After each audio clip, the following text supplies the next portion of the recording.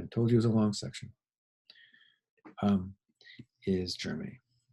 So we said that in 1848, the German states, and let's try and remember here, the German states, princely states that you see in this area here, had asked and had voted and said, look, Prussia, would you like to get together and you can be our king, right? And the Prussians said no, but the Germans had put together a legislative body. They had ideas of what their government should look like, and the Prussians just didn't agree. The Prussians wanted to maintain the balance of power. Well, here we are, 20 years later. The continent of Europe's dead. Russia's out. England and France attacked them. And a new leader in Prussia is a guy named Otto Van Bismarck. He was the prime minister, and he's thought of as kind of a military genius. He's known for this thing called realpolitik, where he's a deal maker. And Bismarck decides, I'm going to unify Germany. So first he goes to war with Denmark.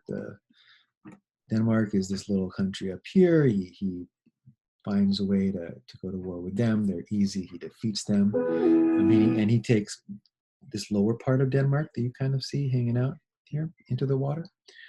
Okay. Next, he's going to, let me go back here.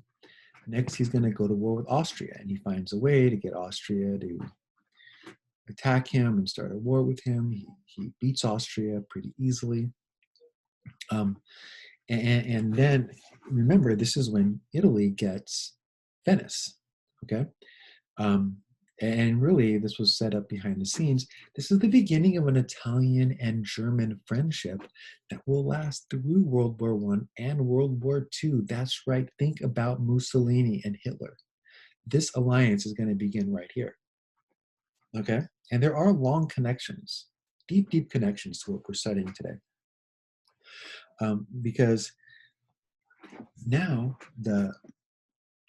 these German states here start to fear France, okay? The independent German princely kingdoms, they're feeling afraid that big France is going to come in and try and take them because Prussia had just taken parts of Austria, and they don't want Prussia to get too powerful. So the German princely states make a military alliance with Prussia. This is the beginning of the unification. And then Prussia goes to war with France. It's all over something in Spain, okay? Who's going to take over next in Spain? So the Prussians easily defeat France. Okay, they march into Paris. Bismarck marches into Versailles and forces Louis Napoleon to sign a document giving him this area here that we're going to call Alsace and Lorraine. There's this area right here that the Germans will take from the French, which make the French mad. And it forces France to pay $1 billion to the Germans for war reparations. Remember that too. This idea that Germany forced France to pay war reparations. So they steal Alsace and Lorraine, and they force France to pay war reparations for the damage of the war. Remember that when we're studying World War I. Okay? And now we have a united Germany who gained land from France. The princely kingdoms officially unite with Prussia. And Germany is now the strongest nation in Europe, arguably the strongest nation in the world. The only country that can compare with them is on the other side of the world. And this is going to cause England and France to buddy up. They're going to say, look, we got to become allies because Prussia just whooped up on you guys, France, and they're too powerful. This new Germany is just too powerful. So England and France form an alliance. Historic enemies form an alliance. And we're starting to see the battle lines drawn for World War I, really, which leads to World War II. Remember, Italy and Germany had become good buddies at this point. England and France are going to be a balance of power against these two countries. And again,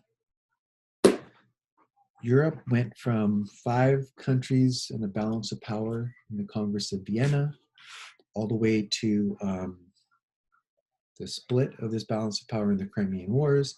unification of two major countries, and now we're starting to see a split right down the middle. Two big and powerful groups, the Italians and the Germans, the French and the British. The battle lines have been drawn for World War I. And we're going to leave, and at this point, we're going to leave England.